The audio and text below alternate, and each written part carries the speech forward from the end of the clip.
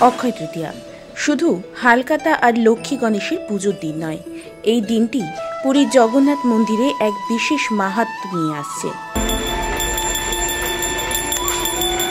এই দিন থেকেই শুরু হয় চন্দন যাত্রা উৎসব, একটা 21 দিনের আচার যা রথযাত্রার সূচনা নির্দেশ করে।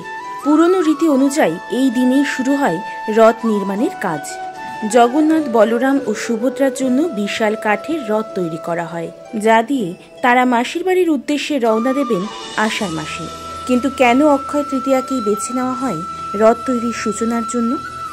কারণ এই দিনটিকে ধরা হয় অক্ষয়, অর্থাৎ যা কখনো ক্ষয় হয় না।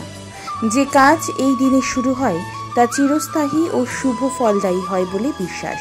তাই পুরীর মন্দিরে আজও শতাব্দীর প্রাচীন ঐতিহ্য মেনেই শুরু হয় রথ তৈরির আচার, ঢাক, ঢোল, মালা আর পবিত্র সংকল্পের মধ্যে দিয়ে। আপনি কি কখনো পুরীতে রথ তৈরির শুরুটা দেখতে গিয়েছেন? তাহলে অবশ্যই কমেন্ট করে জানান।